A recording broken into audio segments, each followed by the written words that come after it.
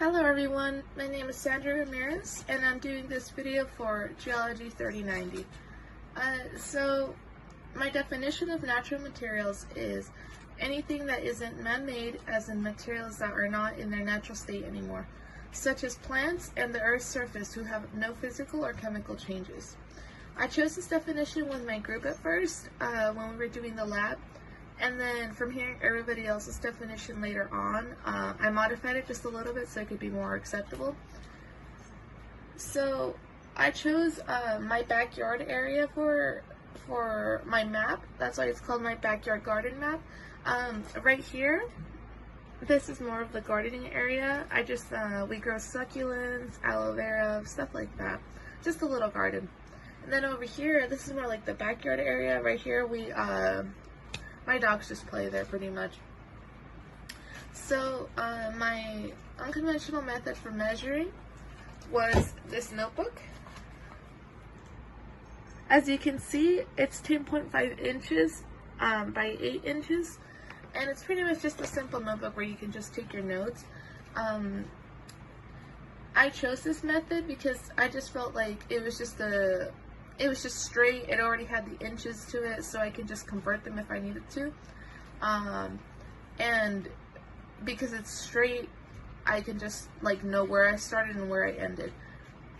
The difficulties I did have with this was that when I would obviously, measure on the ground, sometimes I misplace my mark. So I would have to restart it again because it's a certain measurement. It's 10.5, so I had to follow that. So the symbols that I use on my map, which is the legend. This is the notebook right here. I did it in orange. It looks red on here, but because the notebook is orange, and I put that the notebook is 10.5 inches in length, so that it can show right here how long it is. And then for dirt, I just put like a brown little square, which is the color right here of the dirt, pretty much representing the garden. I did these little plants, like aloe vera plants, just to show that my garden is right there, so that it wouldn't get confused just with the backyard area. And the grass is just the green color, which is all of this right here. So that's pretty much it for that. And then the title of my map is My Backyard Garden. And the compass that I put on there was right here, which is east, north, south, and west. Yeah, it's not like the most conventional compass because it is flipped a little bit. And that's because when I used my iPhone app for the compass, it showed me like this when I was standing towards it. So right here is east, 90 degrees, south, 180 degrees, north, 0 degrees, which is pointing towards my garden, and west, 270 degrees. And I just wrote it out like that because that's what it showed me on my app. So for north, it's pointing towards my garden. South is pointing towards my my backyard. And then for the degrees for the compass, it showed me that north was 0 degrees, east was 90 degrees, south was 180 degrees, and west was 270 degrees. So I showed that over here. Where the dirt was pointing, which is my garden, north was 0 degrees, so it's pointing that way. And grass was south, so it's pointing that way, which was 180 degrees. You can't really see it because of my camera, but that's what it's pointing to. And then afterwards, for my scale, I had to use inches because the notebook was in inches, so I pretty much just converted the 10.5 inches. So I put 12 notebooks right here, so that showed that there was 12 notebooks in length, and I put 30 notebooks over here that showed there was 30 notebooks in length. So what I did was grab the 10.5 inches in length and multiply them by the 12 notebooks, which created 126 inches. So that pretty much showed how long my garden was. And then for the beginning of the garden all the way to the backyard, I did those together because they're pretty much considered the same thing for me.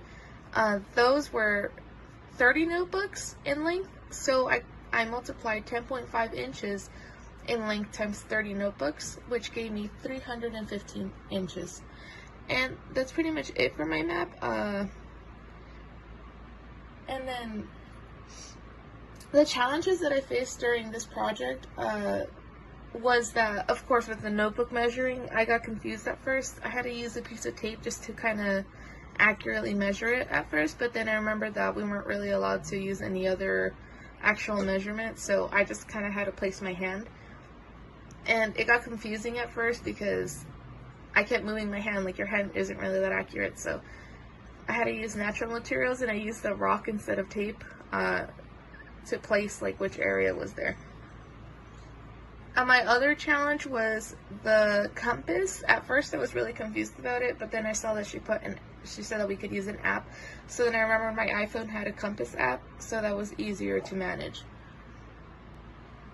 What I learned about this map is that you can pretty much use anything to measure with, as long as you know what the measurement of that object is. So if I'm using the notebook and the notebook says it's 10.5 inches in length, then I know that if I measure with that, I could just see how many notebooks are across a yard, for example, as in mine, and then multiply that by the inches in length. And then if I wanted to convert the inches to feet or whatever, then I could do that as well, just as long as I know the measurements. And I could use these skills later on in my teaching career because if I'm teaching my students how to measure with a ruler, obviously that shows you the inches on there. But if I want to show my students how to be more creative, then I would be able to show them that if something says like the measurement on it, or if you know about how long or how wide something is, then you can use that when you don't have a ruler to measure something else. So it's handy. And thank you for watching my video.